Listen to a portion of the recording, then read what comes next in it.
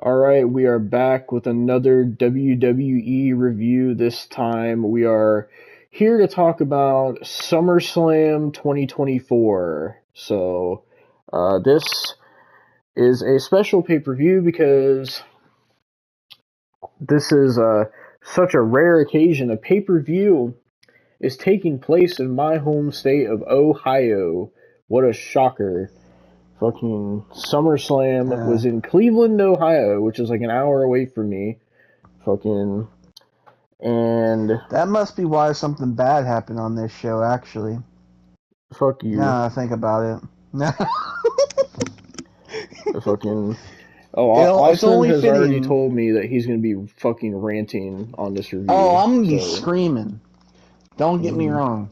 Alright? Fucking goddamn beluga. so fucking was there anything before the first match that happened? Oh yeah, that's right. There was a fucking so the official theme song for SummerSlam was made by Jelly Roll. And I think they had Jelly Roll do like a live performance, I think. They had him do America's Beautiful Oh, not and America the a lot. Beautiful. I didn't Yeah, see that part. well, it was on the pre show, so they did it on the pre show right before. I gotta get a And they Jelly had Roll him. PNG. And they had him do the fucking song Liar. Oh my god, I'm gonna have to make one. There isn't one. Oh man. What is that image of Jelly Roll? He's not the only musician you have to put on here too. That's the I sad part. know. uh, at least Jelly Roll isn't as cursed as like the other musician you have to put on this thumbnail. Yeah. uh, Oh, there's an image of them together from Facebook. I'm gonna have to oh, use that. Oh, the quality is oh. so bad. If you go to Facebook, it might actually be better because I've had that issue before. The fucking Facebook runs like fucking shit. Oh, the fucking song for SummerSlam is his new song too. It's called Liar. Yeah, there was actually two songs because there was Liar and then there was another song on there. It was from the Twisters soundtrack. I didn't even know there was a soundtrack to the fucking sequel to Twister. Like, what the fuck? Oh, I know that soundtrack's all country music. There's no fucking way. Like, that's like, Jelly Roll is probably the only thing that's like country adjacent on that fucking soundtrack. I mean, I'm not saying Jelly Roll's music is bad or anything. He's not terrible, but fucking, it's just I didn't think Jelly Roll was gonna be the one to have a song for SummerSlam. I didn't think so either. Like, Oh, that and the makes song they sense picked why he was was at really. SummerSlam now, because it was a collab song with the other musician that was on the show. No. Yeah. Oh, I think I've heard that song. I think my mom played it one time. Oh no. It's like a I'll wait until we get to it to explain it. I'll wait until we get to the other person. Oh, oh no. Oh, fucking. But yeah, he performed his song Liar, and then that was basically that. And then we got to the first match, which was Liv Morgan. Yep. I have to pause on that because if you've seen me on Twitter lately, you would know why. Um, and Rhea Ripley. They Yep. fought each other, and yeah, yeah. If you want to go ahead on that, because I'm gonna give my insight, but it's gonna be very horny, as you would say. Yeah. Fucking So so this was Rhea Ripley's first match back after being out with an injury. Um and fucking she wanted to get revenge on Liv for taking her out. And there's been a whole storyline where fucking Dominic has been flirting with Liv. Well, basically, Liv wanted to take everything from Rhea, including Dominic, and so she was flirting with Dominic. And over like the span of like a month or two, Dominic started liking her, Now, and hang then on, hang on. I have to interject. It should have been me. Okay. There you go. fucking and then Rhea Ripley came back and said she was gonna end Liv Morgan's career at SummerSlam. That didn't happen, but so that's pretty much. Ew, what is that Dominic Mysterio PNG I just found? That looks disgusting. I'm using that. Ew, fucking. But anyway, so this match, fucking. Rhea Ripley came out first with Dominic, and then Liv Morgan came out, and then basically the match was at first fucking Liv was running away like a coward, and Rhea couldn't catch her, coward. and then eventually Rhea did catch her, and she started. I'm not gonna lie, she started beating the shit out of Liv when she got a hold of her, and then fucking Liv was holding her own.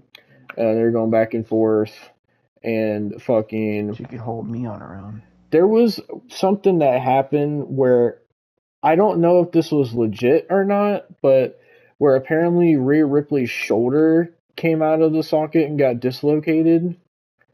I don't know. There was like a whole spot where she like. I'm not gonna lie, this looks so dumb.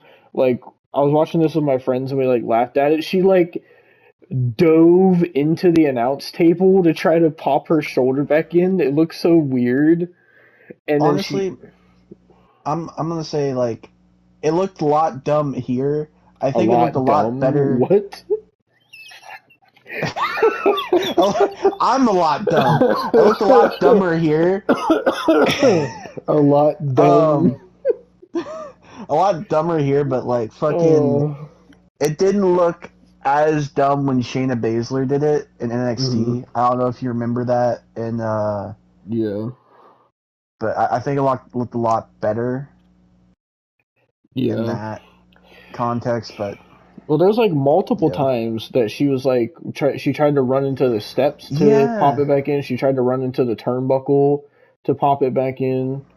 I don't know if she legitimately got hurt or not, but fucking so Liv was like working on her shoulder, and then basically as the match kept going, Rhea hit a Riptide, Liv hit an Oblivion. They were both kicking out, and Rhea started getting angry, so she became obsessed with trying to get revenge on Liv, and she got a chair, and fucking she was getting ready to hit Liv, and then all of a sudden Dominic Mysterio grabs the chair, and he's telling her, no, Rhea, don't hit her.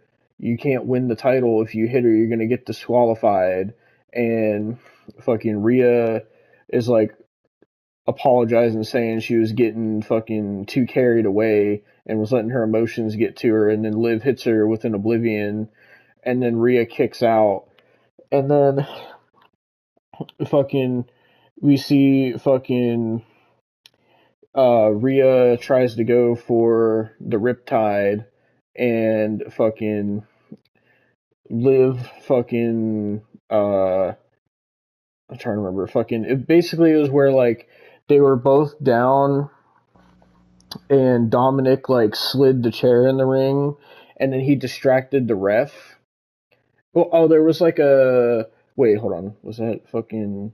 No, that was a different match. Fucking so Dom like slides the chair in the ring, and then fucking Liv runs and does the Oblivion to Rhea on the chair.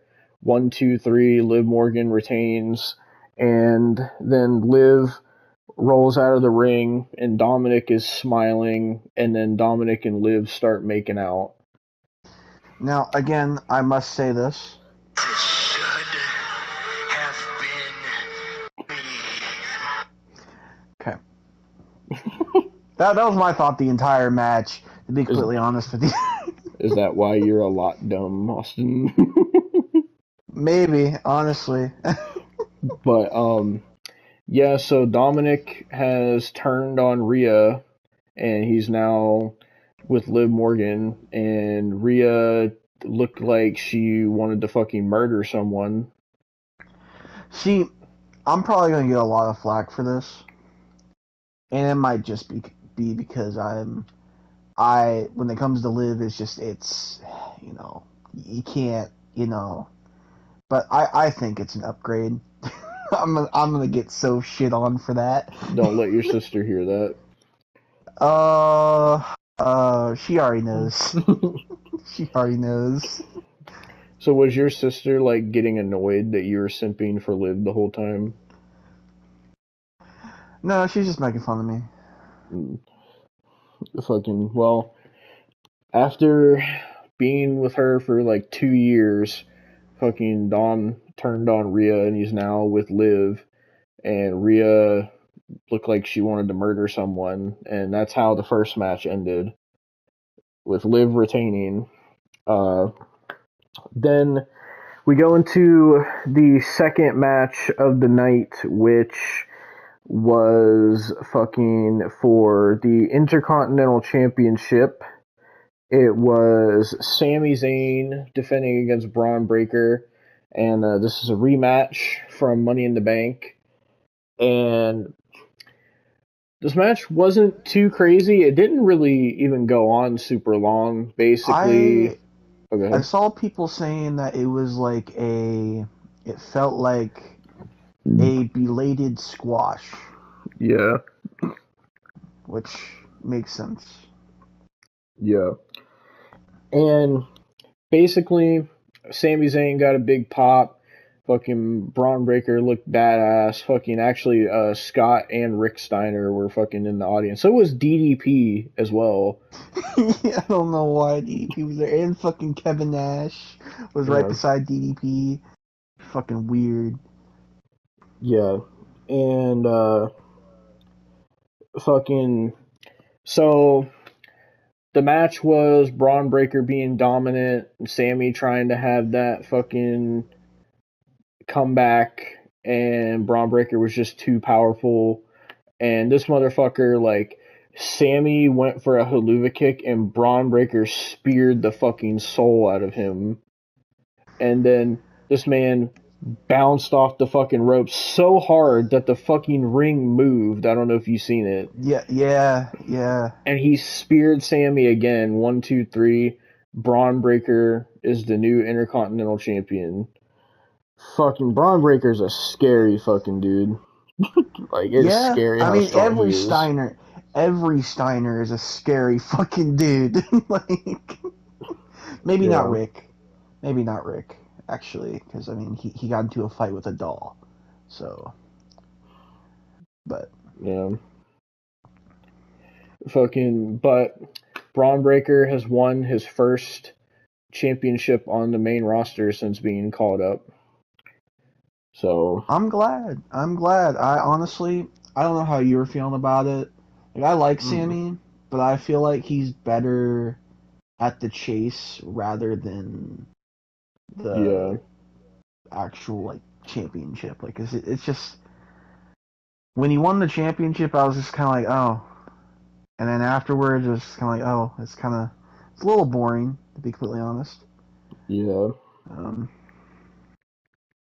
But yeah, that match wasn't super long. It might have even been the shortest match on the show, honestly. I know one match was longer, and it shouldn't have fucking been. That one should have been a fucking squash, but somebody else got squashed, literally. Yeah. But we'll get to it. Don't worry. Well, up next we have the United States Championship match between Logan Paul and L.A. Knight. Yeah! So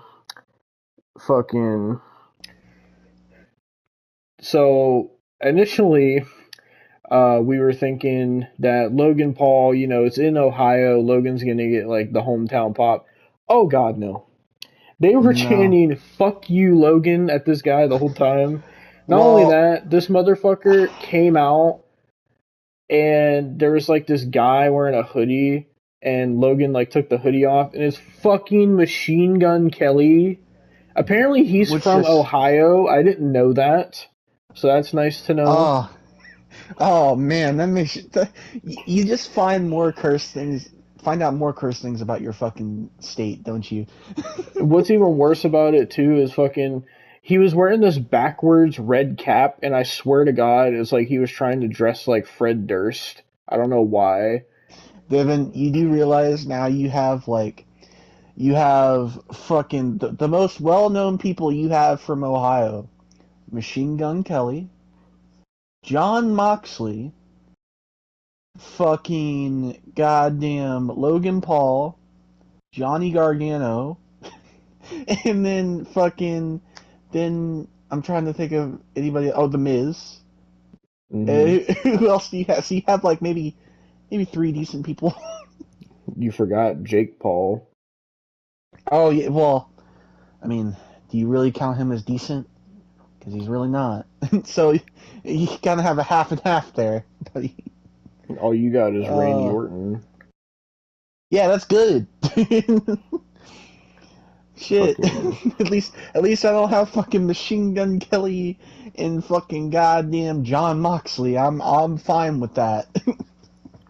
well, fucking so Machine Gun Kelly comes out with Logan Paul because I don't know why he was with them because Oh, Ohio. I was gonna explain that fucking song. So that song with Jelly Roll, you want to know what it is? It's a it's a remake of Country Road called Lonely Road. Oh my god. You want to hear some of it? I'll Is it go gonna ahead get and us play some of it. blocked? If it does, we'll just mute it. It's okay. Fucking If it does, Lonely. Austin will be the one fixing it. Yes, that's the case. So here I'm gonna play it now. Lonely road, take me home. Oh yeah, you can obviously Take me tell. home. Lonely road, I'ma go downtown. And it's cursed too because fucking the music video, I saw clips of it. It has Megan Fox in it along with fucking Jelly Roll's wife. And it's supposed to be all emotional, but it's just so fucking cursed because MGK takes off his shirt in the music video and his whole body is just fucking ink. I'm not even joking, like he redone all his tattoos to where it's like all black now. Oh, It's you think that's bad? Have you seen the one Jelly Roll song from a couple months ago where he did a collab with fucking Ronnie Radke and I have fucking not Ronnie Radke and fucking Psoriasis were in the fucking music video with Jelly Roll? And no, by the and way, Ronnie I Radke has also particularly done that with all his tattoos. Apparently, the reason they do that, it's something called like a blackout or something, and it's supposed to be in support of something. I think it's just kind of stupid to get all these tattoos and then just cover them up. Like, that's stupid. But, yeah. oh, I this don't is know. not the only fucking time we see Jelly Roll on this show, because he has a segment later. No, But Logan and LA Knight, the match, it was okay. Um, there was a lot of scary moments in this match where Logan almost got hurt several times.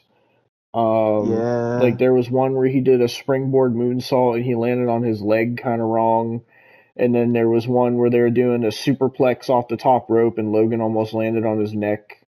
Um, then fucking the way they ended the match was pretty cool though. How fucking LA Knight countered the buckshot lariat into the BFT, and that's how he Yeah. won. Fucking, but there was a spot where I don't know who these people are, but there was these people sitting at the ringside with Machine Gun Kelly, and apparently they're part of like Logan Paul's group or whatever.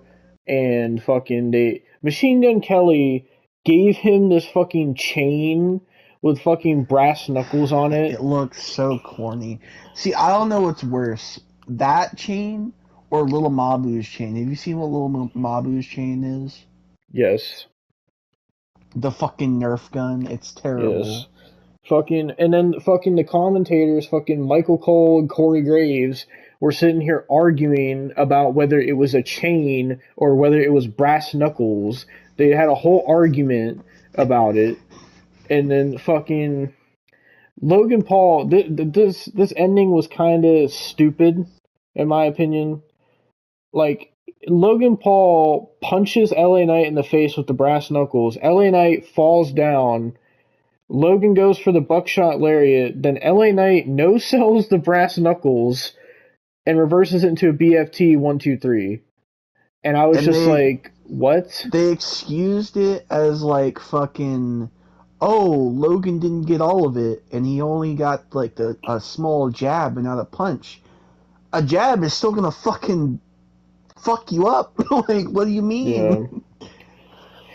So, Logan was wearing a Cleveland Browns inspired gear, and at this event they had a special Cleveland Browns Prime that was on the Prime station, or that, what was it called, the hydration station? The Prime Hydration Station is what it is called. Yeah. I know because every time they hit somebody into it, which is every show, they mention it is the Prime Hydration Station.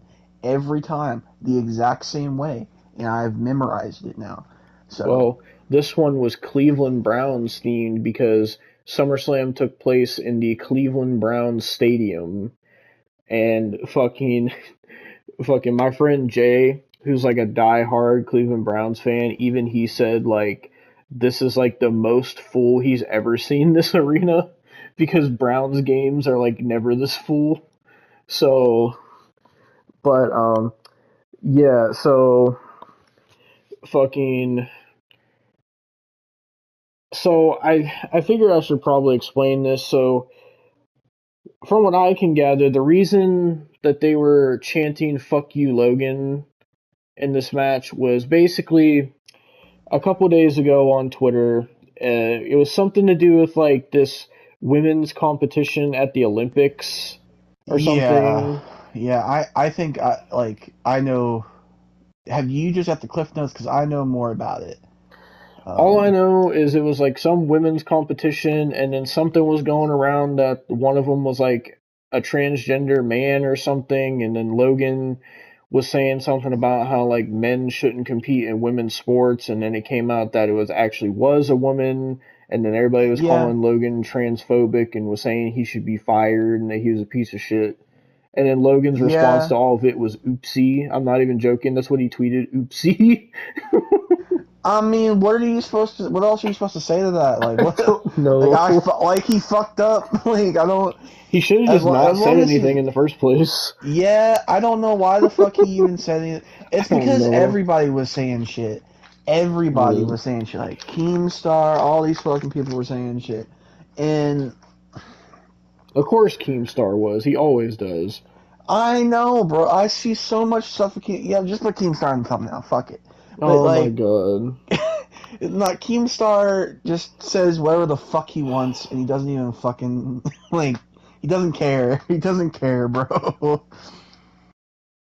He was the first tweet I saw about that, and then I saw the Logan Paul tweet, and I was just like, God damn it, bro. Like, I don't care. Like, I'm not a political person, so when I see that dumb shit and then people getting in all of an uproar about it, it's like, bro, I don't care. I just care about the wrestling, dude. Like, did he fucking commit a crime? Is that what we're talking about? Did he commit a crime? No. So why are we doing this, man? That's my thing with it.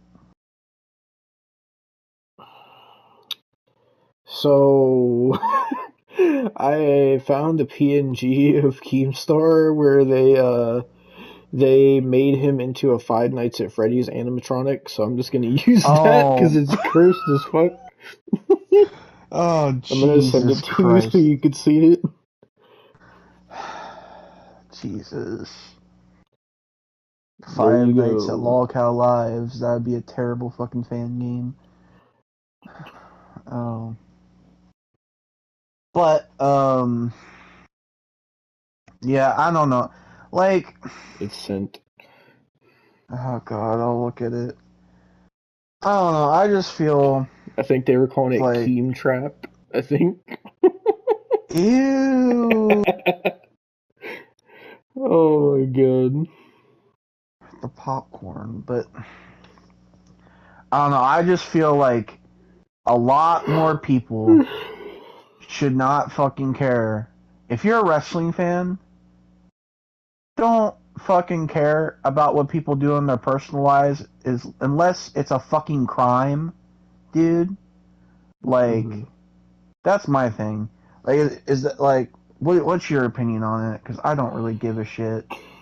I mean, in my opinion, Logan would have been better off just not saying anything in the first Oh place. yeah, yeah. He shouldn't have Um, said shit. but I don't know.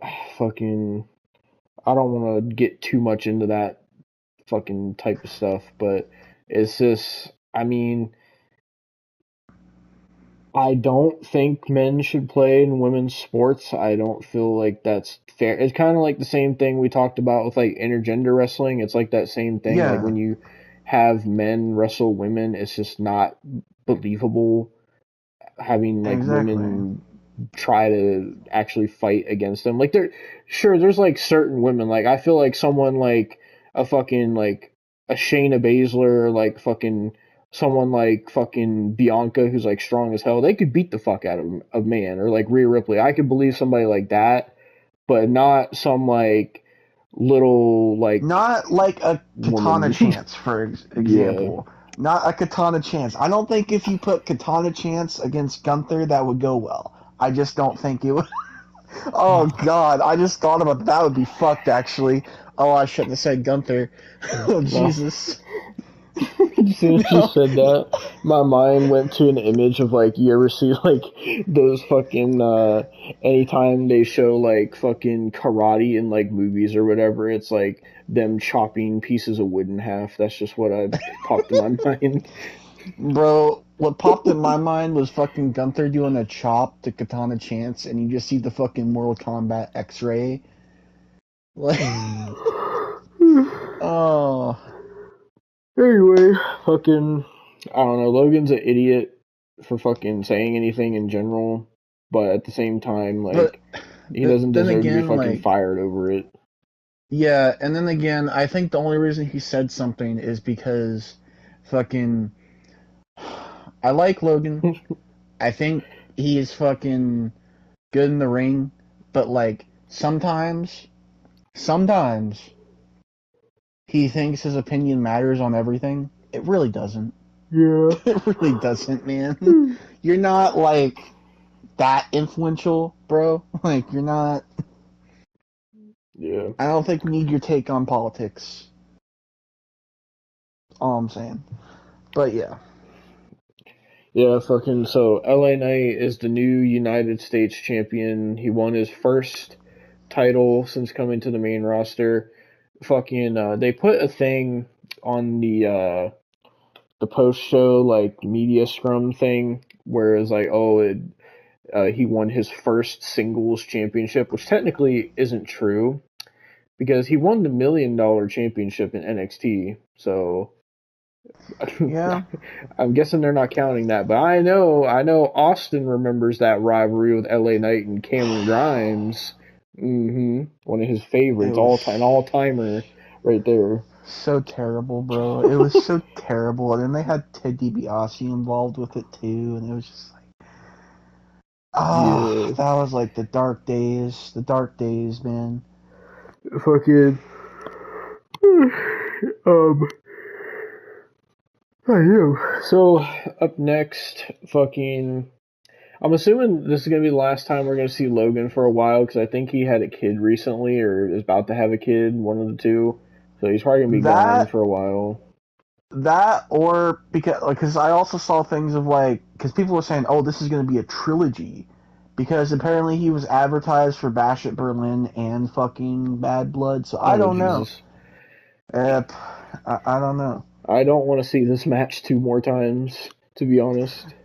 To be honest, I don't either. I don't honestly like. I like LA Knight, but it's more or less like, and I'm fine with him having the championship, but I feel like it's just like too late kind of thing. Like they should have just Yeah. like he's still obviously like he's still got a lot of fucking like pop and shit. Like he gets pop every time he comes out, but like I just don't think it's as big as it was in 2023, which is why I say they needed the strike when the fucking kettle was hot. Is what I'm saying basically. Yeah. Now it's kind of just like lukewarm at best. But that's just how I feel. Yeah. So the next match fucking is the match you're gonna go on a rant about. Yeah, you know what? Let me just talk about it. Fuck it. All right. Before you talk about it, I want to talk about something first. So Okay. the next match was Bayley versus Nia Jax for the women's championship. Fucking Nia got this match because she won Queen of the Ring, which was fucking stupid. But the only thing I wanted to say before Austin goes the fuck off is fucking God fucking damn Bayley's ass is so fucking great. And fucking Bayley is so fucking hot. That's all I gotta say. That's how I feel about Liv Morgan and Tatum Paxley. But And also, I wanted to point out the fact that Bayley's gear was kind of like a reference to like her hugger gear as well. Honestly, that's mainly the reason I wasn't mad at this match was because I was just looking at Bayley's ass the whole time. So that's kind of why I wasn't even that angry until like the end when it was over. But yeah, with that, I'm gonna fucking. Usually I would be the one to rant about Nia Jax, but this time I'm gonna let Austin take over. So please, Austin, share your thoughts on this match. Because we get fucking Bayley, competent fucking champion. And can you believe the people I saw on fucking Twitter saying, "Oh, no. Bayley's such a boring champion. Bayley's such a boring champion. Oh, I'm so glad Nia Jax fucking saved." They said that she saved us from a boring title reign. Go fuck yourselves. I hate the IWC. I really do. I fucking hate it so goddamn much.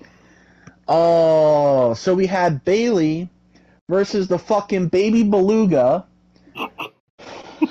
Fucking, and we're sitting here, and I'm already done. This is my piss break match. This is legitimately my piss break match. I come back, and we're still doing the match. The match has had more time than fucking Braun Breaker and Sami fucking Zayn. Mm-hmm. And I'm starting to get pissed. And then, in the middle of it, we get fucking, it's Tiffy time, and fucking here comes fucking Tiffany Stratton, and I'm like, okay, thank God, she's gonna cash in. She's gonna cash in and take it from Nia, and that's gonna be it. No, because Bayley hits her with one fucking soft-ass punch, and then fucking Nia Jax sits on Bayley like fucking 3 times.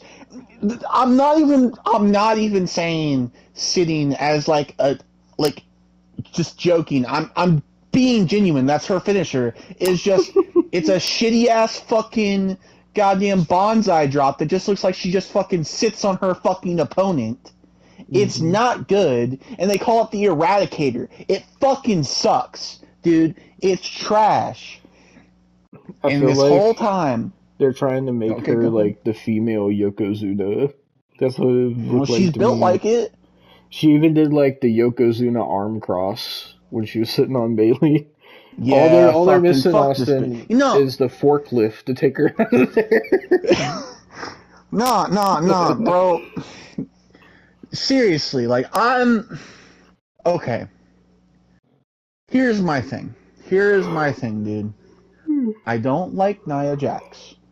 But I was saying this to my sister. I was like, hey, if she would work on her weight, and not saying that her weight's everything, whatever. You could be bigger and still whatever. Or I was like, maybe train to learn how to fucking use her weight to her advantage and not look like a fucking clumsy ass fucking fucker all the goddamn time.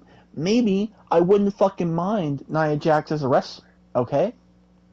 But the fact that she, even though people swear up and down that she is fucking approved, no, she is not. They swear up and down, Devon. I get this all the fucking time on fucking Twitter or X or fucking whatever. I don't know. There's a fucking Baby Beluga fucking running X, and there's a Baby Beluga as a fucking women's champion. So I don't know, bro.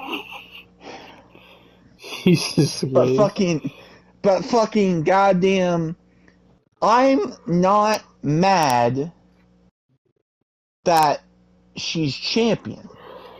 I'm more mad that they fucking made her champion when she's still just as shit as she was before she got released. She is not improved. If she had improved, I would say, okay, whatever. Just don't make the fucking title reign long. But she hasn't. And you know, I want to talk about Tiffany Stratton for a minute too, because this fucking fake tit looking bitch, alright, fucking, I don't care if Ludwig fucking comes after me. You fucking goddamn. I swear to God, dude. Fucking Tiffany, you're fucking stupid. If you would have cashed in right then and there, like fucking Alexa Bliss did a couple years back, you know, it would have been way fucking easier to get that fucking title. Way fucking easier. Way fucking easier. Now you have to fucking fight the Baby Beluga to get your fucking title. How is that going to go for you? How is that going to go? You're going to get squashed like a bug, literally. Austin, didn't you know Nia Jax fucking bought her a custom briefcase that looks like a purse now, and she's Tiffy in the bank, not Money in the Bank, Austin. Get it right. You know what Nia Jax needs to buy? An elliptical. A gym membership. Go to Planet Fitness. Please. Go to Planet Fitness. Get you some greens in you. Fucking sit there and goddamn work on training. Because for one, this whole like trying to be Yokozuna shit, alright? This trying to be Yokozuna shit. You're not a fucking member of the bloodline. No matter how many times you think just because you're married in and you think you're fucking cousins with The Rock, you're not. You're married cousins with The Rock. You're fucking cousins in law. In law. L-A-W. Law. Yeah. Not blood. I wasn't expecting that. Fucking. God damn it, you fucked me up now. But fucking, you're not related by blood. You are not related to Roman Reigns. You are not related to Jacob Fatu. You are not related to Solo Sikoa. You are not related to the Usos. You're not related to The Rock. You're not related to fucking Rikishi. You're not related to Yokozuna. So stop, bro. Stop. You fucking fake ass bitch. Bro, you want to go into the fucking Hall of Fame and sit there and raise your one like you're one of them. You're fucking not. And that fucking goddamn family is as big as a goddamn fucking stampede. Oh, God. You're not, bro. You're just not. You're as big as a fucking stampede yourself. Oh, my God. Ursula looking bitch. That's what she fucking looks like. I'm not even fucking joking with you. Like, I fucking hate Nia Jax. And I'm not trying to be mean about her weight or anything, but she just, she really pisses me off. Alright? If you would learn to wrestle with how much weight you have, okay. If you would be like a Rikishi and know how to fucking wrestle with the goddamn shit you fucking have, then okay. But you don't.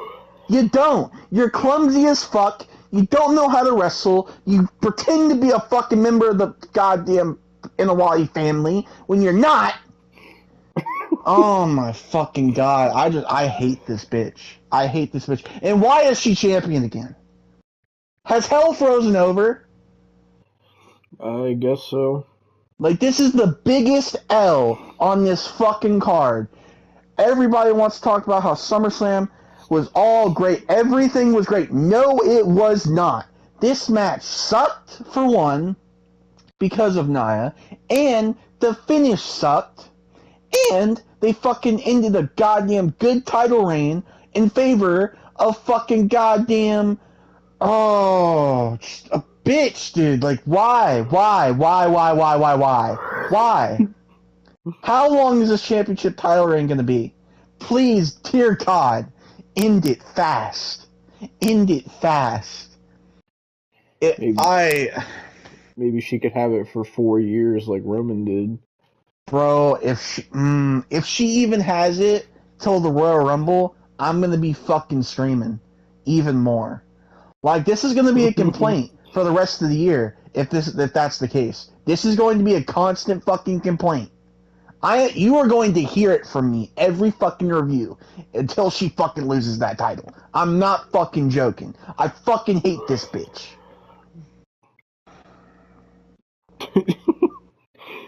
Oh my god. Her gear looked like she was fucking dressed in fucking aluminum foil. Oh, the worst part, she has gear like that, but then she'll put like see-through parts so you can see through some of the shit, and it's awful. It's awful. It's awful. Nobody wants to see that. Bitch built like fucking Lizzo. Jesus Christ. But we can go on. I don't want to fucking talk about this no more. Are you sure? I'm sure. Jesus Christ. Fucking, so yeah, Nia Jax is the new women's champion. This match no one really cared about. The only thing people cared about was fucking Bayley's ass.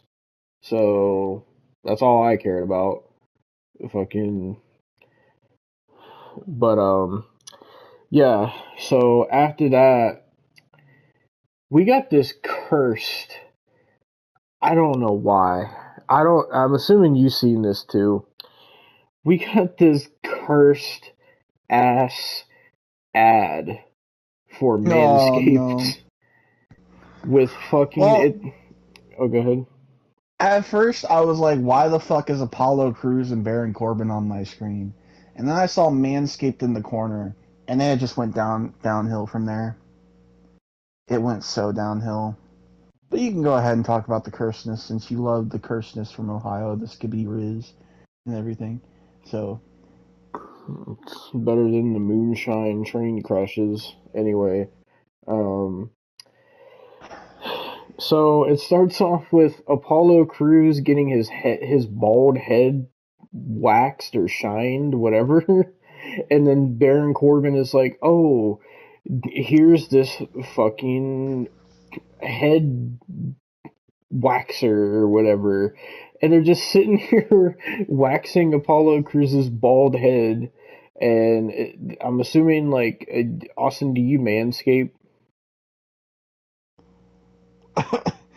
I mean, I don't use the Manscaped products, but I mean, I do in some places, yes, that I'm not going to mention here. So, like, when you like fucking shave your head bald, do you like rub it with those things that Baron Corbin was using? I knew you were gonna fucking do this, dude. No, I don't shave my fucking head bald, you motherfucker. So, he's sitting here waxing Apollo Crews' bald head, and then, like, they're talking about Manscaped, and then all of a sudden, here comes Otis, Maxine Dupree, and fucking Akira Tozawa. And I'm pretty sure they, like, are just having them do the most random stuff now that they're not with Chad Gable anymore. And so they're doing this Manscaped ad, and they're talking about the Manscaped products, and then Otis grabs one of the fucking shaver things that looks like a massager, and he starts taking his singlet off, and fucking they're telling Otis not to fucking do it, and he's like, "What? I only want to manscape my most special places." It was so cursed. And then he starts, like, rubbing it all over his stomach, and he's just like, "Oh yeah, oh yeah. It was so fucking cursed. And then There was fucking, no need. and then Baron Corbin and Apollo Crews are like, this is our cue to get out of here. So they just leave. And then and then Maxine is just like, oh, Manscaped or whatever. I'm just like, okay. The only fucking thing I enjoyed about this was Maxine Dupree because she looked fine, but like other than that, like it was just so cursed to see Otis just rubbing his stomach with a massager, going, "Oh yeah." Fuck, dude. I just, Otis is never gonna, like, I don't think he's ever gonna win another championship. I think he's just gonna fucking just be the comedy character for the rest of his career. Like, Yeah. Fucking. So speaking of Chad Gable, we get the announcement after this that fucking the Wyatt Six is going to be having their in-ring debut on Raw against Chad Gable and the Creed brothers. So there's that. Are you excited for that, Austin? I am, yes. Fucking, I don't know if they specifically said which members of the Wyatt Six. I'm gonna assume It's Joe Eric Gacy Rowan, and Dexter Lumis. Yeah, Eric Rowan, Joe Gacy, and Dexter Lumis are the people who are. Oh, okay. So they're having a 6-man tag. Okay. Yeah.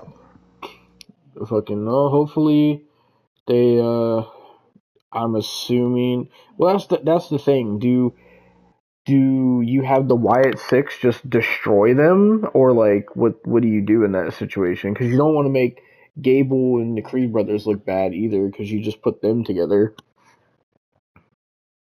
I feel like some trickery is gonna happen. I feel like it's gonna be trickery until they actually eventually get into the Gable versus Howdy match eventually, either at Bash at Berlin or Bad Blood. I think it's eventually going to happen, and that's when fucking Gable's just gonna get fucked on. Mm-hmm. So, but yeah, are you excited to see their in-ring debut? I am, yes. Oh god, this is going to be Rowan's first match in WWE since what? Oh god, so was it since he was doing that fucking weird ass like birdcage shit? Yep. Oh my god, that's how long it's been. Oh, that was like 2019?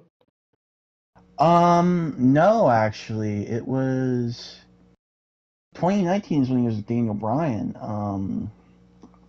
So I believe it was actually sooner than you thought. I think it was around 2020, like around 2021.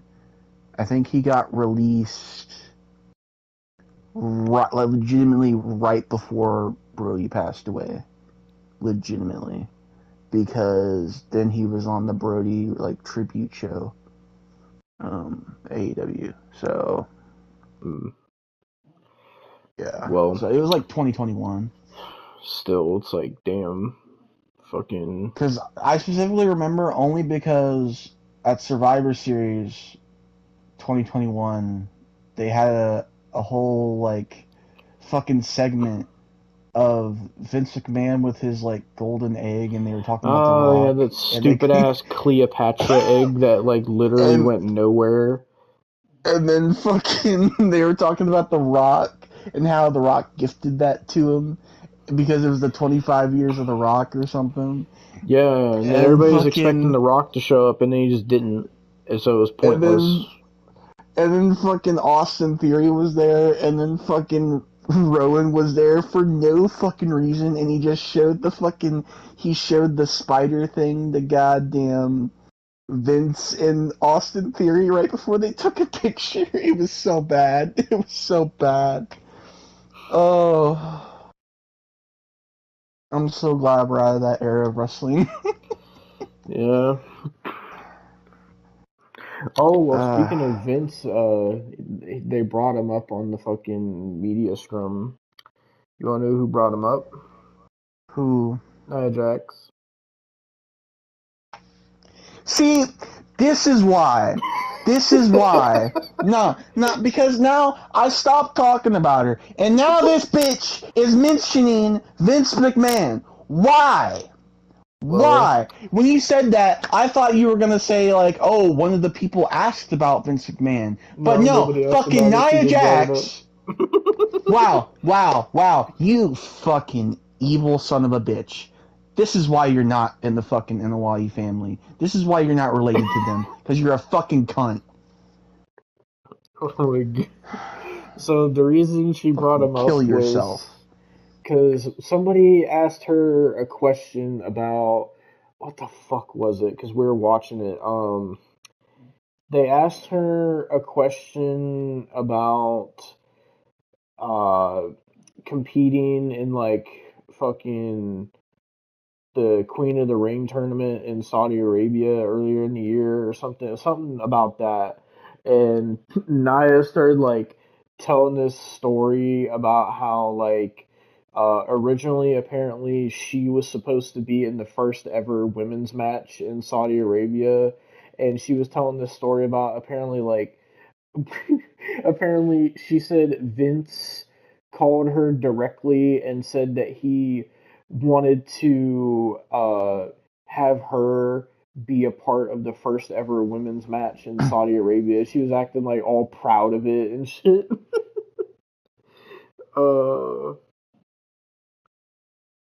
but yeah, that's why she brought him up, in case you were curious. Go fucking kill herself. That's what she needs to do. Go on though. Fucking so where were we fucking at? I'm so lost.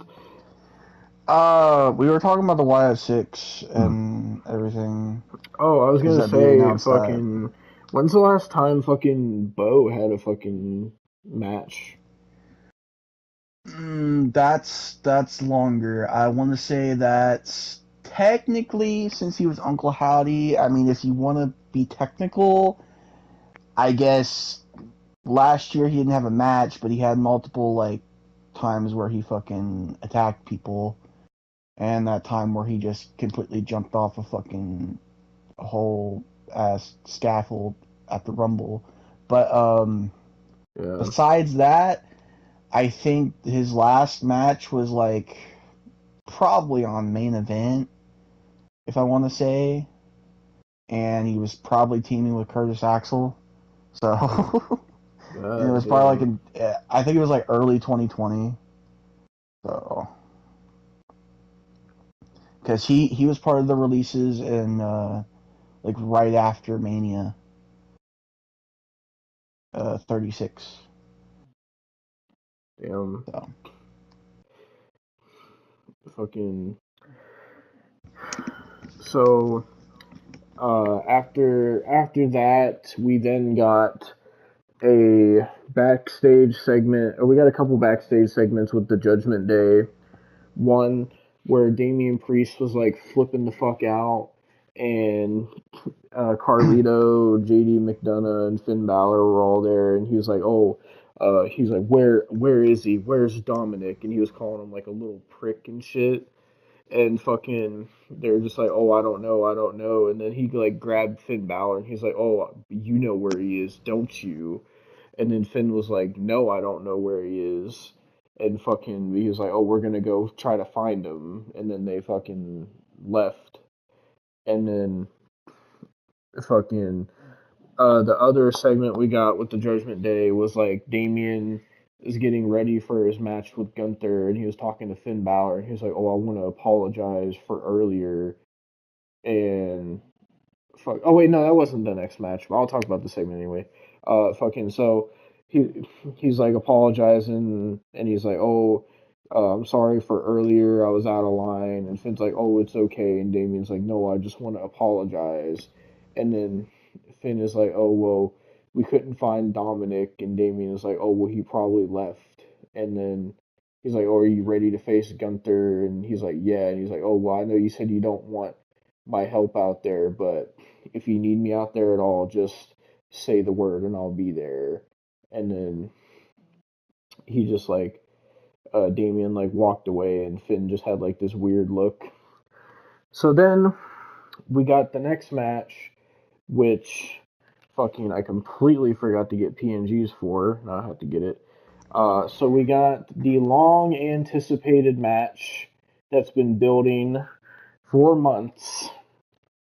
So the next match was the highly anticipated, long awaited match, finally, that has been building ever since, God, honestly, ever since fucking Punk came back at Survivor Series. Yeah.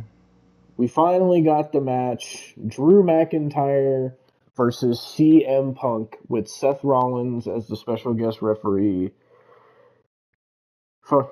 This match probably had the most build out of anything on this show. This was the only match on this show that was not a championship match. And it was just a regular match. I would have thought that it would have been like some kind of special stipulation, but maybe they're saving that for Bad Blood or something. But Maybe, yeah. So I do want to mention something when Seth was coming out. I don't know if you noticed these, but they really tried to promote it. Why the fuck are referees having cameras on their ears now? Apparently it's a new thing. They're doing referee cams now. It's like some new technology that they want to test out, I guess. It's kind of like a new angle on the match. It looks stupid. Yeah. It looks stupid and idiotic. When I saw that, I was like, why? Why? Like, who's really going to want to see that? Dude. Oh, that picture of Seth Rollins. I'm going to make that a PNG. It's cursed. But, so Seth Rollins comes out first. He's wearing like this fucking like sparkly ass fucking ref shirt. And he fucking, is wearing these like sparkly fucking pants and this sparkly jacket. And apparently this is like the first time they've had a special referee match at not WrestleMania, fucking SummerSlam since 97, I think. I think it wasn't at SummerSlam 2013. Wasn't that the one where? Oh wait, no, they were mentioned. Actually, now that I think about it, Jeff Jarrett was a special guest ref a couple of years back. Yeah. Unless they don't Why want the to fuck were they saying? Why the fuck were they saying fucking goddamn 97 was the last time then? What the fuck? And they also had fucking at SummerSlam 2013 the fucking Cena and Bryan match where Triple H was special referee. Yeah, what the fuck are they on about? I couldn't tell you. Fucking whoever they're having like pull up these facts doesn't seem to know the facts very well. No, bro, like you don't even know a fact from fucking 2 years ago or a year ago? Like, bro. Yeah. So anyway, so Seth Rollins comes out and then Drew McIntyre comes out and I believe his gear was based on Low Key. Yep. And then fucking CM Punk came out, got a huge fucking pop when he came out. And CM Punk's attire was a tribute to Bret Hart. And it looked pretty cool. And so basically this was like the most anticipated match of the show. And this is Punk coming back from his torn tricep. And fucking all this that they've been building with Punk screwing Drew over and over and over. Drew obsessing over Punk. Fucking and Rollins getting involved at Money in the Bank and everything. This is what it's all been leading to. And when I tell you, when Seth Rollins rang the bell and Drew McIntyre and Punk started going at each other, the fucking building was going crazy when they started fighting. And yep, because this is like what everybody's been waiting for, to see them finally get their hands on each other. And they beat the shit out of each other in this match. Punk was a little bit rusty at first, then he started getting the hang of it. He was fucking punching the shit out of Drew and kicking him. Drew was punching him. They were brawling all over the ring. Fucking Drew, obviously the more powerful one, was fucking throwing Punk around, and then Punk was able to get him with kicks a couple times. Fucking, there was one point where they went out to the floor and were fighting on the outside, and Seth Rollins just like stopped counting, and because he's like, you know what, I'm just gonna let him fight, and fucking Punk was like slamming Drew's head up against the steps, and then Drew was slamming Punk into the announce table. Fucking, and Drew put a chair in the ring, and he was gonna hit Punk, and Rollins was telling him no, and Drew was like, oh, just turn your back, and fucking, he's like, I know you want to do this, I want to do this, and if you let me do this, we'll be doing the industry a favor, and fucking, we'll make this a better place by taking him out. And then Seth Rollins like turned his back, and Drew went to hit him, and then Seth grabbed the chair, and Drew got in Seth's face, and then fucking Punk started beating the fuck out of Drew, and then uh, there was one spot where Rollins had the chair in his hand, and fucking he went to swing it at Drew McIntyre, and he almost hit CM Punk, and they tried to recreate the fucking SummerSlam '97 spot where Shawn went to hit Undertaker, and he accidentally hit Bret Hart. Yep. And then fucking basically fucking there was one spot where fucking Drew hit Punk, and he accidentally took out Seth, and Seth rolled to the outside, and then Punk hits a GTS on Drew, goes for the cover, no one's there, and then Seth finally gets in and counts only a 2, and Drew kicks out, and then CM Punk starts getting furious, and he's like, oh, are you kidding me? Are you kidding me? You're supposed to be the ref. You're trying to fuck me over. And fucking Seth started calling him a fucking asshole, and was like, oh, not everything's about you. Focus on Drew McIntyre. You And forgot then, the best line hmm, that Punk gave him. He what? said, I can't stand you in your fucking Sabu pants. Yeah. Fucking man legit like was wearing these sparkly ass like Sabu pants. And fucking so then fucking after that uh Punk put Drew in the Anaconda Vice, and then he saw Drew was wearing the bracelet that had AJ and Larry's name on it, and Punk started becoming the obsessed one. He started obsessing over Drew, and most of the match was him obsessing over this fucking bracelet. And so he takes the bracelet off of Drew, and he's like too focused on it. And then Drew ends up hitting a Claymore, and then fucking Punk kicks out, and then fucking Seth then puts the bracelet on. Yeah, and Seth puts the bracelet on, and then Punk fucking he does the knee and the bulldog in the corner a couple times, and then he notices that Seth is wearing the bracelet, and he's like, oh, are you fucking kidding me?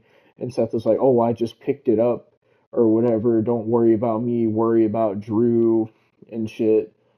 And fucking then fucking Punk fucking sits there and hits the GTS on Seth Rollins, and then fucking he fucking turns around, and fucking Drew hits him with the future shock, and then Drew hits him with a Claymore, and he covers him, and then fucking Seth counts 1, 2, and then he looks at Drew, and Drew like yells at him to do it, and Seth counts the 3, and Drew McIntyre defeats CM Punk at SummerSlam. While also taking the bracelet back. Yeah. He takes the bracelet and he fucking kisses it. So it's definitely not fucking over. Nope. But that was the Drew and Punk match. Do you feel like the Drew and Punk match lived up to how much they were hyping it up? It was good, but also I don't think it was as good as it was hyped up to be. If that makes sense. I feel like it's going to be one of those situations where fucking I think the second match that they have is going to be a lot better. I feel if they end up having like a Hell in a Cell at Bad Blood or something, I feel like that's probably going to be like the match that's going to really be what people were expecting out of this, in my opinion. Yeah. But yeah, that was the Drew and Punk match. Wasn't bad. Uh, fucking Punk was a little bit rusty, but overall, I thought it was a good match. Um, I enjoyed Seth being the special guest ref, and I really, really do like the storyline that they have going on. A lot of their storylines have been really good lately. Yeah. But yeah, that was the Punk versus Drew match. So next was Damien versus. Well, actually, I'm gonna talk about this, and you can talk about Damien and Gunther. So we get this fucking segment where the awesome truth comes out because The Miz is the host of SummerSlam since he's from Cleveland, Ohio. And they're cutting this promo on the crowd, and The Miz is talking about how he loves being from Ohio and shit. And R-Truth is just being R-Truth. There's really no other way to describe R-Truth. He's just R-Truth.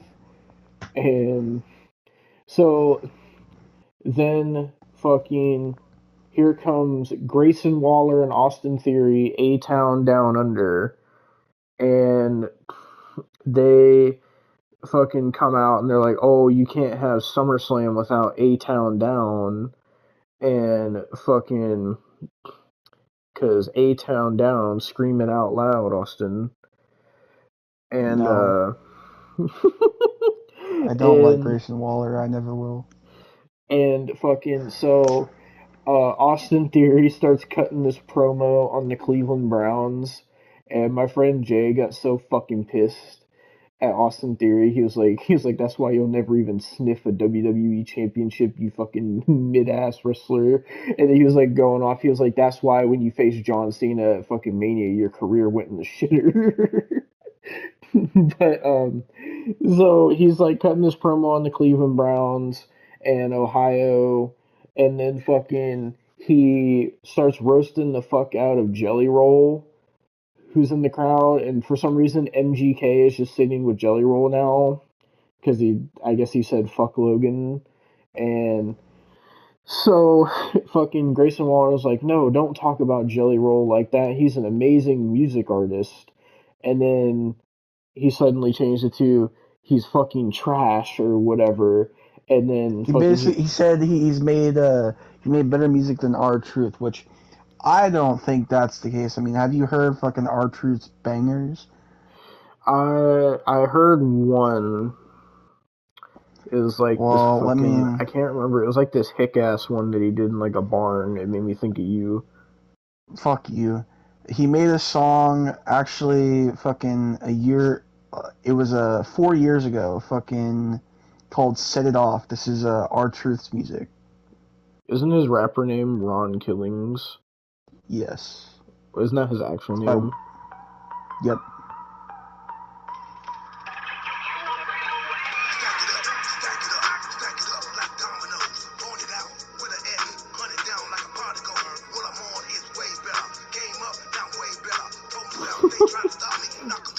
So cursed. Can you play the Barnyard one, please? I don't even know what it's called. It's called Barnyard something. I can't remember. Fucking Barnyard. God damn it, dude. Why? It's your song. Barnyard Flexin'? Is that what it is? Yes. Barnyard Flexin'. What the fuck is this? I've never heard this. Oh my, why is he by a tractor? No, no. Actually, no. Nah, that's terrible. That's Austin at your terrible. barnyard flexing. Nah, bro. Nah. The thing is, he's probably gonna have to go in World Star Rappers too, because fucking most of his shit is on World Star. So, Yeah. but go on. So basically, after he starts making fun of Jelly Roll, fucking, he's like, "Oh, I wouldn't be laughing. You're fucking not much better than him, fucking MGK." And fucking,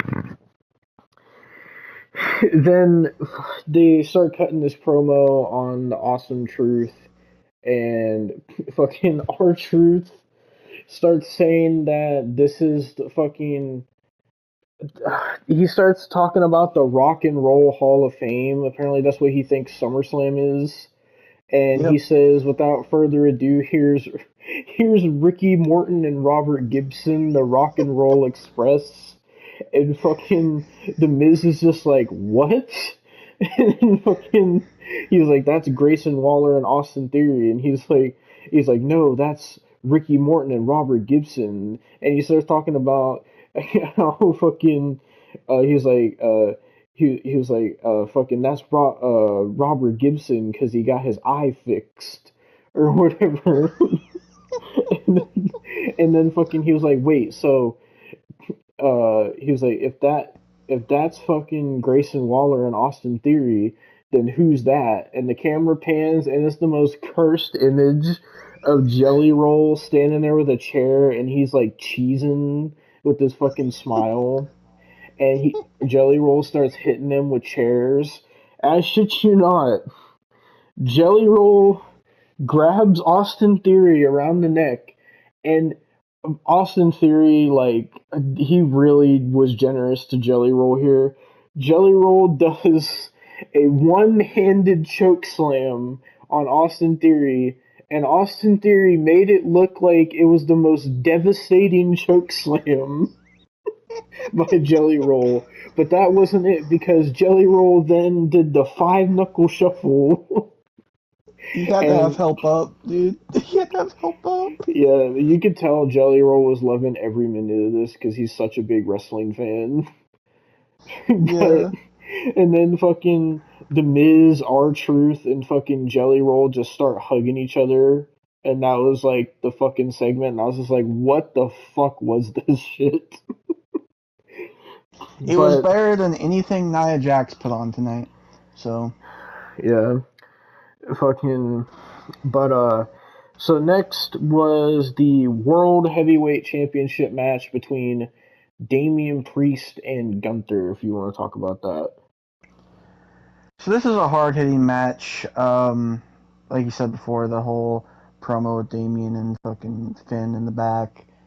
But this was a very hard-hitting match. First, fucking Gunther came out, and he's looking as dominant as ever. Fucking, there's people that believe that Damian Priest was winning this, and I was like, are you stupid? Like, the next pay-per-view is Bash in Berlin. There's no fucking way. Like, there's Yeah. absolutely no way. And, so, like, there's just like, I was just like, okay, well, I know Gunther's winning this somehow. So, I didn't expect Damian Priest to be as hard-hitting in this match. Yeah. Because, like, he's hard-hitting, but he's not as hard-hitting as Gunther.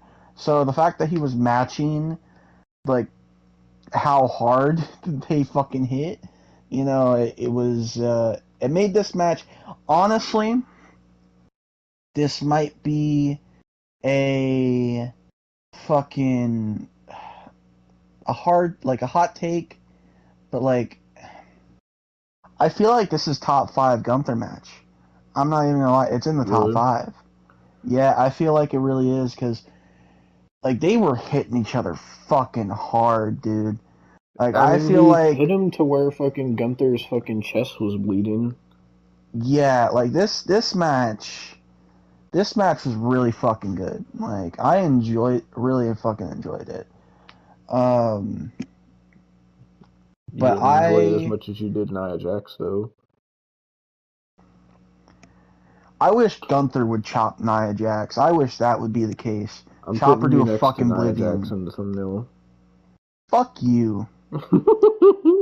I love how, Put like, yourself next to fucking MGK and fucking Keemstar, you fucker. I like how Nia Jax used to be the one I hated, and now fucking Austin hates her. Well, because it was all fun and games. It was all fun and games to laugh at your hate for her until she fucking became champion, okay? Yeah. But Well, don't blame me fucking, for that. Blame fucking Triple H. I know. This is one of his, this is like in his handful of triple L's, okay? So, but nonetheless, this match was very hard hitting. Fucking Gunther was bleeding by the end of it. I think he already had like some damage to his chest for some reason. I don't know if that was because of fucking Monday with Finn Balor or not, but basically it's a very close match, which I wasn't expecting.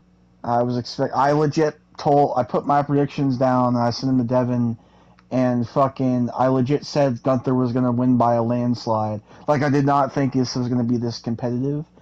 Mhm. But in the end, Finn Balor comes out there to like help Damian Priest, but then fucking Damian Priest hits a South of Heaven on Gunther, and Finn Balor puts Gunther's foot on the rope, and everybody's freaking out like there was a huge fucking pop, and Michael Cole freaking out as well. And then Damian Priest sees the fucking replay, and he just starts seeing fucking red. And then Gunther takes advantage, starts putting him in the sleeper. Damian Priest gets out to choke fucking Finn Balor, and then he gets put in the sleeper hold again after a power bomb. And Gunther is your new world heavyweight champion. Yep. The title looks So, damn good on him, too. oh yeah, I saw people complaining because they were saying like, oh, well, this is just gonna be a copy and paste from the Intercontinental Championship, and I was like, why is that a problem? Like what? Like what? What? Yeah. Banger matches every time he fucking goes out there. I'm not complaining one bit about him having the title at all. Like, I didn't think Damian Priest was gonna be a great champion, but he was decent enough. Like, I enjoyed most of his matches. So fucking, I I enjoyed mean, his reign more than I did Seth's. yeah, yeah, that's definite. Honestly, I really enjoyed his matches more than Seth's. Seth's made me want to fucking, made me want to fucking die by like the end of it. So, but Mhm. it was still a really good reign, even though it was shorter. The thing is, almost every fucking title on this show changed hands. Like, I was not expecting. Even the night prior, the fucking title changed. There was so many Mhm. title changes, which was such a fucking clusterfuck to me. It fucked my brain because of how many people were just still champion for so long leading up to fucking WrestleMania. I was like, fuck, that's so many fucking title changes for Triple H. Yeah. Like fucking 7, wasn't it? Or I don't fucking know how many ever, bro. It was just a lot of title changes. But nonetheless, fucking after that is when we got the main event, which was Cody versus Solo Sikoa in a Bloodline Rules match. Yep. Solo Sikoa comes out, and he's just solo. And then Cody walks out with Pharaoh, and I don't know if you saw this, but apparently this is going to be Pharaoh's last appearance. Yeah. Was tonight. But then he meets up with none other than grab your Glocks, Devon, because we got Mr. Arn and Anderson talking to Cody. Yep. You gotta have your Glocks out for this one. So, and he told Cody, there's a couple people that you have made allies with that are gonna come and help you. And I was just like, oh, well, okay. I wasn't expecting him to just say that, so I was expecting somebody. And I was just like, oh, okay. So this match was just basically kind of a little bit of a copy and paste from the WrestleMania match with Roman. So they're going at it, and then fucking Tongaloa and Tama Tonga come out, which, to be fair, Tongaloa had me dying. This motherfucker botched again. He botched again somehow. Fucking, I saw people saying on Twitter, it was like, this motherfucker has to be doing it on purpose at this point. Yeah. Every time he's on screen, he botches, and he just looks goofy as fuck now because of his eye patch. Yeah. And I shit you not, I started fucking dying because they come out and fucking Tama Tonga's just beating the fuck out of Cody. He's destroying him. And then fucking Tongaloa doesn't know what the fuck to do. So he's just walking around the ring and trying to act like he's all tough and everything. And he's just walking around and he finally gets to do something. And the first thing he does, he like spears Cody into the corner, but he fucking hits the ropes instead of the corner. So he fucking botched it. He botched the first thing he fucking did after looking stupid for like 10 seconds. Yeah. Tongaloa has got to be the biggest fucking botch machine I've ever fucking seen. Dude, motherfucker, dude. But then we get Kevin Owens and Randy Orton to save the day and take fucking Tama Tonga and Tongaloa out of the equation. And Cody hits a crossroads on Solo, gets the pin, but Solo kicks out. Then they're still fighting some more, and Randy, Kevin, Tonga, and fucking Tama are all gone and shit. So then we get Jacob Fatu coming in, and he's beating the fuck out of Cody, and even hits the BME. And then fucking Solo pins Cody, but Cody kicks out. And then Jacob Fatu decides, I'm going to put Cody on the announce table and fucking splash him through it. And he does that. And he fucking hurts himself while he does it. So, fucking Jacob Fatu can't even fucking stand. And then, fucking, they're still fighting. Cody hits a Cody cutter. And it's looking like a standstill. And then we hear Roman Reigns' theme. He has returned. Yep. He has like a remixed version of his theme now. Yep. And he goes out there. He's wearing a fucking a shirt that says OTC on it, which stands for Original Tribal Chief, I assume. Yep.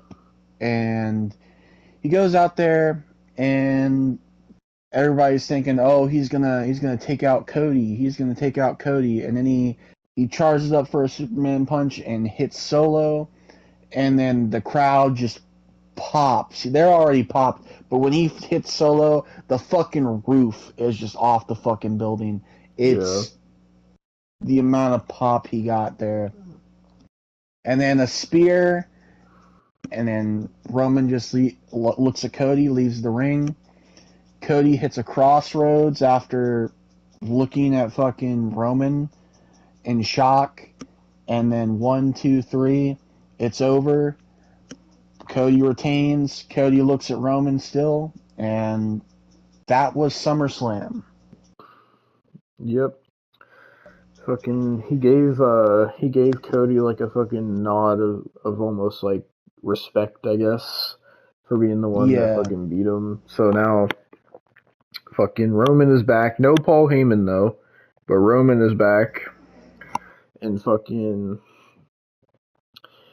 people are thinking this is leading to a bloodline civil war in War Games. We're gonna get Yep. bloodline versus bloodline. So I'm assuming that Jimmy Uso is coming back at some point, and they're probably gonna get Jay Yep. Uso involved in it as well. And then I don't know who the fuck else. Which, I mean, I'm thinking what it's going to be is it's probably going to be fucking War Games, I'm assuming. It's probably going to be, I want to say Jimmy J, Roman, maybe The Rock, and versus the New Bloodline. Oh, I thought you were about to say the new blood for a second. No, motherfucker. And I'm WCW thinking that wrestling. I think that might plant the seeds for a Rock and Roman match at Mania. Mm-hmm. I'm thinking that's what it might do. That being obviously the end game for the goddamn Bloodline Civil War. I would hope at least. God, just end it, bro. After that, I think the Bloodline shit should be done. I think that would be a conclusive fucking ending to that saga, I think. Mm-hmm. But yeah, I thought SummerSlam was good. Besides Nia Jax, fuck her. But besides that, what did you think of SummerSlam? Um, I enjoyed it. It wasn't fucking. I thought that the show was gonna be longer than it was. It was only about 4 hours, but it didn't really feel like 4 hours. Like it really, really didn't. Um, but the matches were good. I enjoyed the matches, besides the Nia Jax match. But other than that, I enjoyed it overall. I thought the best match, in my opinion, was Damian and Gunther. I feel like they had the match of the night just because of how like hard hitting it was, and fucking Gunther looks fucking so good with that world championship, and I don't know how long he's gonna have it for, but I'm getting the I feeling he's gonna have it for a long time. people are saying he's gonna hold it till Mania, and then drop it to Cena for Cena's 17th world title, breaking the record before he retires. Mm-hmm. Which, I mean, if they do that, that'd be cool. But this is also the IWC who likes the fantasy book and shit. So yeah. Fucking. Um, Do you think that Cena should get 17? if he does, I don't think the title reign should last long. I think maybe he should be a transitional champion, kind of like how he was for his 16th. Um, I'm sending you the thumbnail, by the way. I just finished it. all right. It looks cursed, but also looks really good. Alright. Oh god, I still got the fucking Keen Alright, trap just sent. on my fucking screen.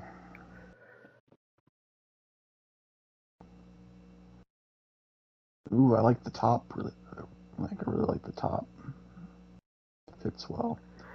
Do you see I used Oh the. god, I saw the I see the Otis. I see the Otis. Do you see I used the image of the bloodline in the car? Yes.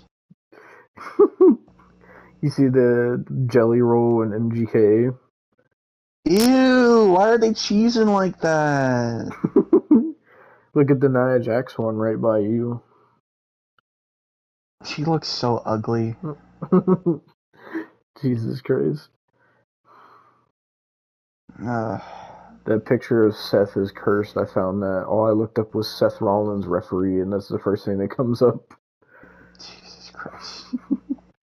Liv's looking fine as hell in the thumbnail. Fucking. But, yeah, fucking. Oh, damn, this is our 4th SummerSlam review. Jesus. I know. Man. Do you think Don't you that feel this old SummerSlam now? was better than last year's? I'm trying to think. Oh. Well, main event wise, yes.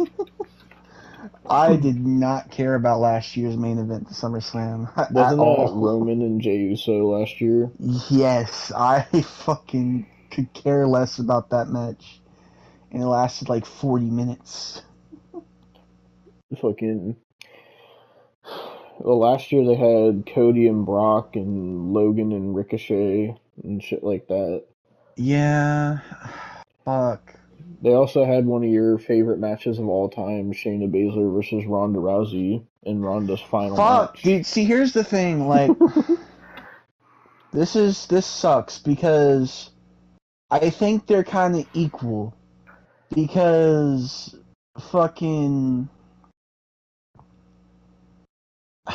the main events for both of them, like, I enjoyed this one more, but I also still didn't really care as much. And then, like, both of the shows had really good matches, and then, but they also both had a fucking Ronda and a Nia match, and just no, dude, just no. Man, I think I guess in terms of enjoyment, fuck.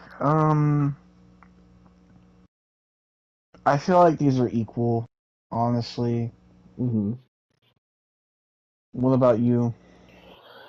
Uh, mm, I feel like uh, that Cody and Brock match was really good last year. Um, the Logan and Ricochet was really good. I think the Logan and Ricochet was better than the Logan and LA Knight. Um, um, fucking.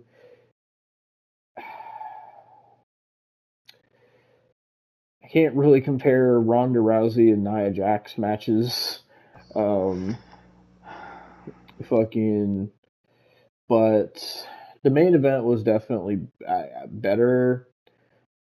See, that's the thing. Like last year, also like the main event was like it was so like hyped up as fucking Roman and Jey Uso, and then the match itself was like long, and it was just kind of disappointing. That's kind of like what this felt like. Like it wasn't built up as much, but the match was just long.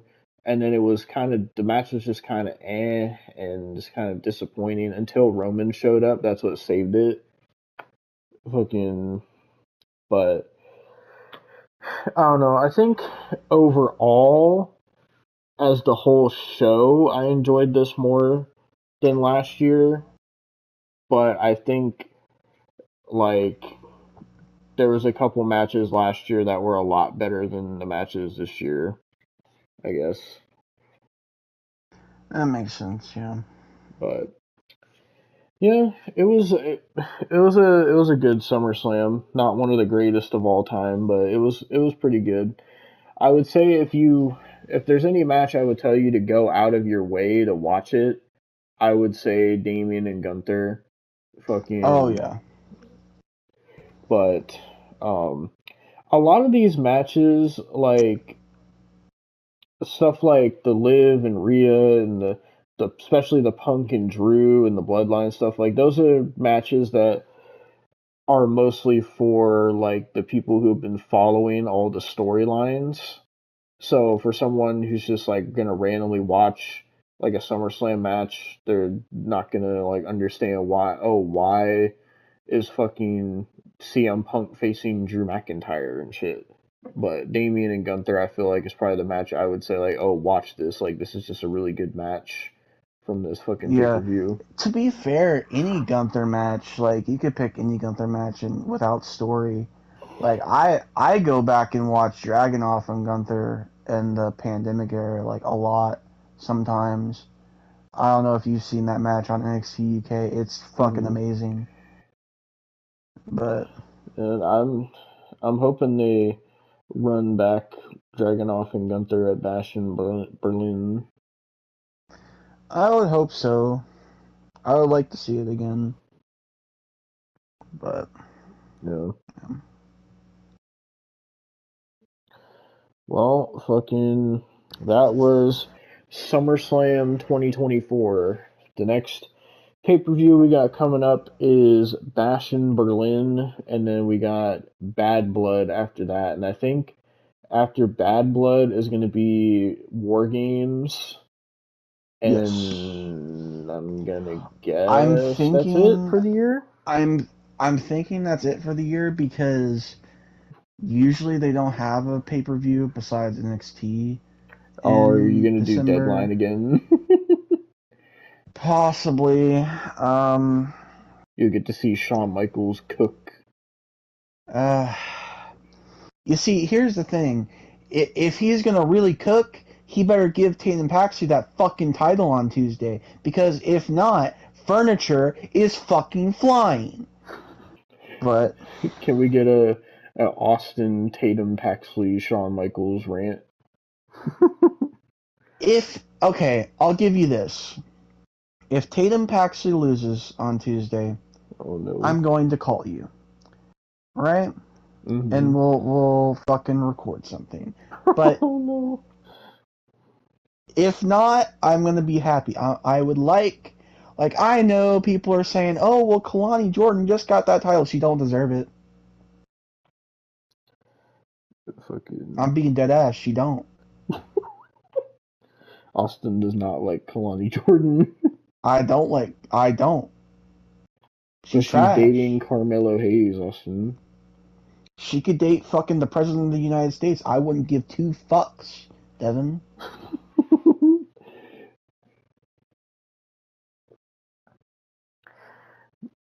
Well, Austin, if you watch NXT, you'll get to see Joe Hendry. I watched like highlights of NXT, mainly for Tatum Paxley, but Dude, and Ethan Page. Yeah, I was about to say you gotta watch for Ethan Page. He's facing fucking Oro Mensa on Tuesday. Why? I don't know. Jesus Christ. But I mean, as long as he has a longer reign than fucking Trick, I'm fine. He deserves it. Well, are we gonna cover Bash in Berlin? If you want, I don't even know when it's gonna start. To be completely honest, since it's Germany, I don't know if it's gonna start midday or not. To be completely honest with you. Yeah. But well, we may cover it, we may not. I know I definitely want to watch Bad Blood. Yeah. And we usually always cover Survivor Series. We try to, at least. Yeah, and then fucking Austin gets to have his end of the year reviewing NXT Deadline and then talking about fucking Ring of Honor for some reason. You talk about Ring of Honor. I never want to talk about Ring of Honor. You just fucking talk about Ring of Honor, usually. And it's just why? I talk about Ring of Honor, but it usually winds up with you talking about it after I talk about it because it pisses you off. Because it pisses me off, okay? Fucking... That's why I don't like when you talk about it. I just try to review Deadline. It's a yearly I try to have tradition. a good time. It shouldn't be a yearly tradition, dog. You know, the one last year is where you said that you're gonna watch Impact, and then, Yeah, I tapped out on one show. I know, it was bad, dog. You we could try watched Impact it. again. No! But they have Dolph Ziggler as their the TNA champion. Yeah, now. the most impact I'm gonna get is on NXT, dog. That's what you're getting, dude. You don't want to watch the fucking wedding between PCO and Steph DeLander? You don't want to watch fucking AJ Francis? What psychopath wants to actually watch AJ Francis? Because it's not me. AJ Francis. Fucking, I don't know. TNA has some good stuff. It's not all bad. And I know, I mean, they have Hammerstone, they have Josh Alexander, they have fucking Joe Hendry, but it's also just like, oh, but they also have PCO and Vladimir Kozlov and fucking Fandango and fucking AJ Francis. So it's And just, it fucking doesn't. Matt Cardona just returned to TNA. Why? He Why? interrupted the PCO wedding.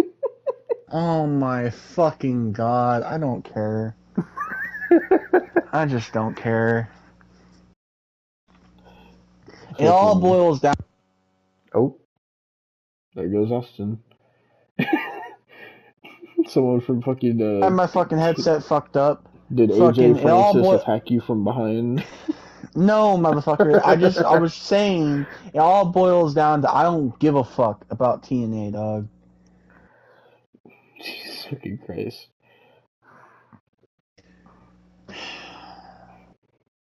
I don't even know if they're having any more pay-per-views or not, because they just did their Slammiversary, I think. Motherfucker, you know they have 10, like, fucking 30 pay-per-views a year. I'm talking about, like, big pay-per-views. Fucking, I'm was that assuming probably Slammiversary was the last Bound for one? Glory. I think Bound for Glory is usually in October. From what I remember from when I used to actually watch TNA back in, like, fucking Oh, I gotta look this up. 2017. I'm curious if the last one they did was Slammiversary or not. I don't fucking know. They probably did 10 more by now. TNA Slammiversary 2024. They do like fucking 4 a month. Oh my god, Slammiversary was 2 weeks ago, July 20th. We're gonna have to review that, I hope you know. You got me fucked up, bro. What We've you done on it the about? last Nah. 3 years, Austin. Yeah, I'm not doing it again. It's a yearly tradition. I wanna get drunk and watch Slammiversary again like I did last year.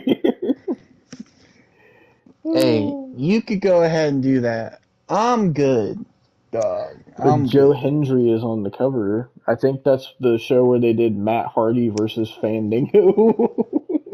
You really want to watch that? You really want to watch Fandango versus Matt Hardy? You're the psychopath here. Oh my god. You know, let me look at the card. I'll tell you what the card is.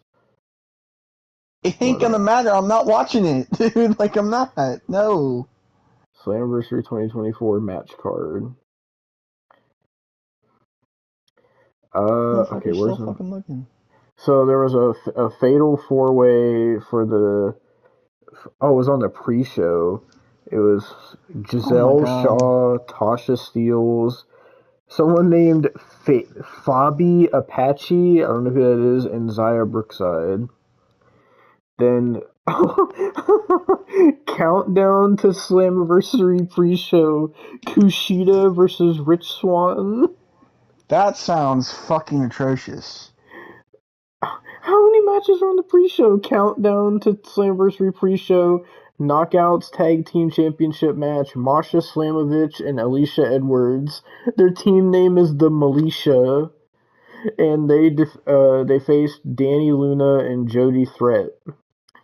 Then countdown to Slammiversary pre-show.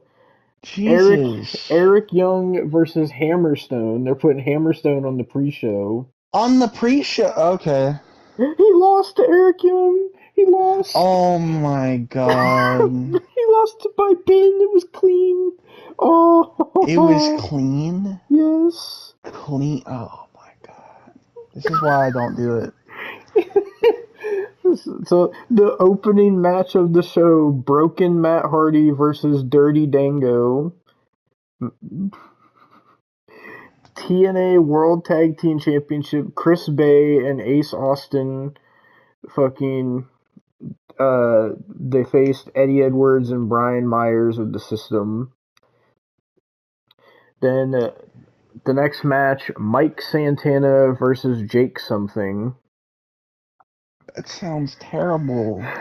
This is probably the only good match. The Rascals of Wesley, Trey Miguel, and Zachary Wentz versus the No Quarter Catch Crew, which is Charlie Dempsey, Miles Bourne, and Travis Heights. I know Charlie Dempsey's William Regal's son. Yeah, that was probably a really good match, actually. TNA Digital Media Championship and International Heavyweight Wrestling Championship Montreal Street Fight. PCO versus AJ Francis. That sounds like the worst fucking match on that card. Oh my god. Knockouts World Championship Jordan Grace versus Ash by Elegance, aka Dana Brooke. Then Okay. TNA X Division Championship Mike Bailey versus Mustafa Ali. Okay. And then the main event, TNA World Championship 6-way elimination, Moose versus Nick Nemeth versus Josh Alexander versus Steve Macklin versus Kazarian versus Joe Hendry. That is such a clusterfuck. And if you're wondering who is the champions, fucking the Militia are the Knockouts Tag Team Champions. The System are the TNA Tag Team Champion. Oh, actually, no. Oh Chris my Bay, God. Chris Bay, and Ace Austin won back the Tag Team Championship. Sorry. Bro, they're always I like Chris Bay and Ace Austin, but dude. Okay. Then PCO defeated AJ Francis for the Digital Media Championship Oh and my International fucking Heavyweight God. Championship. That is so terrible. Jordan Grace is the Knockouts champion still. Mike Bailey is the new X Division champion. And Nick Nemeth is the TNA World Champion. That's terrible. That is why I am not watching that. Fuck you. Look at Jesus Christ. The show was 3 hours long. Nah. Just nah. Wait, Against All Odds? When the fuck was this? June 14th. Bro. Is Slammiversary like... Okay, hold on. I'm trying to see what pay-per-view is coming up next for TNA. If fucking Google would stop lagging...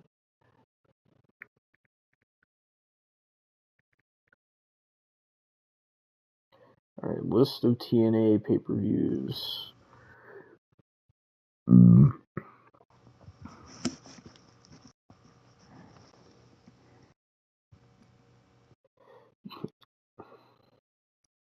God damn, why does it take me all the way back to like 2002? God damn, not all the pay-per-views. Okay, so this year they had Hard to Kill, No Surrender, Sacrifice, Rebellion, Under Siege, Against All Odds, Slammiversary. Then on August 3rd, they're having Emergence. Then That's today. Or sorry, August 30th. Fucking, I didn't see the zero. Emergence. Jesus. September 13th, they're having Victory Road. November 29th, they're having Turning Point, and December 13th, they're having Final Resolution. Oh, so they're just not doing Bound for Glory. So apparently, Hard to Kill, Rebellion, and Slammiversary were like the only pay-per-views that weren't TNA Plus exclusives. All the rest are fucking TNA Plus exclusives. Oh my god. So, how is that even possible? What? Okay, hold on a minute. So, number of pay-per-views every year in Impact. So 2024 there was 7 so far. 2023 there was 16 pay-per-views. 2022 there was 13. 2021 there was 16. 2020 there was 10. 2019 there was 29 pay-per-views. What? It gets worse. It gets 2018 worse. there was 27.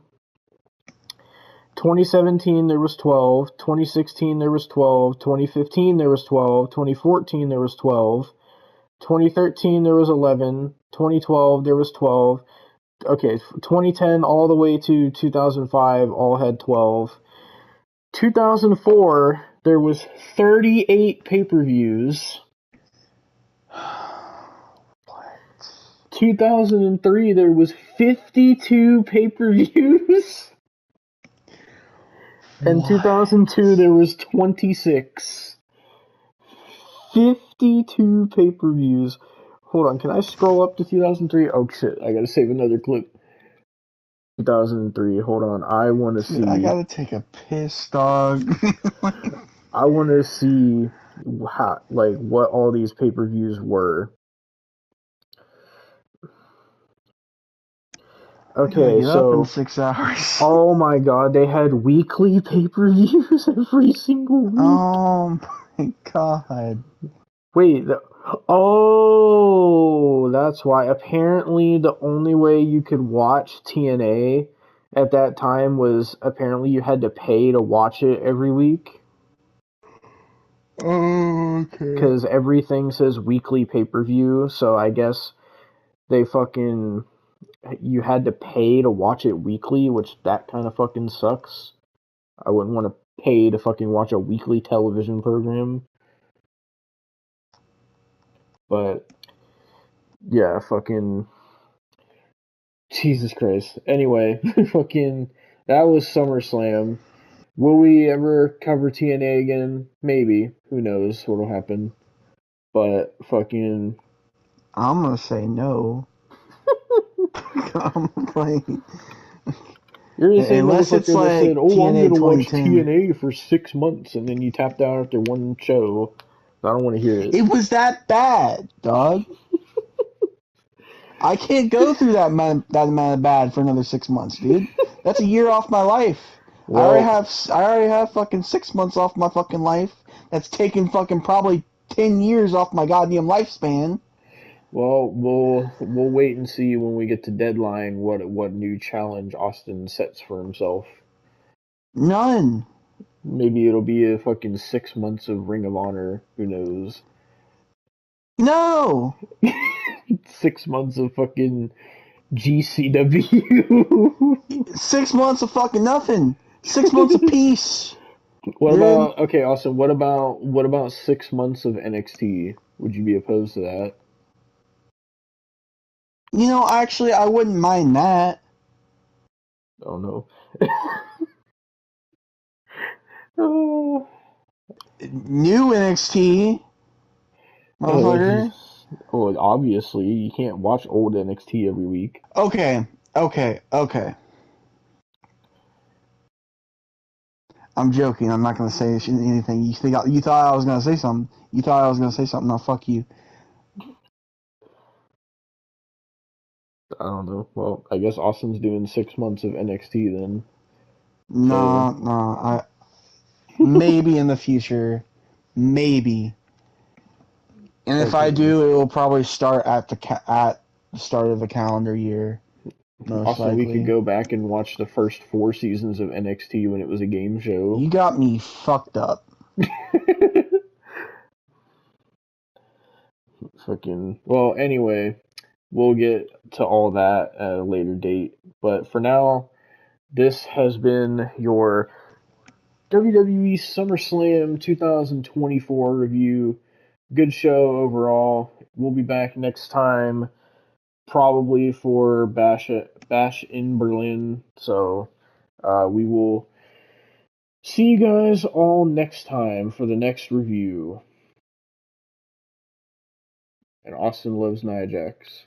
No, I fucking don't.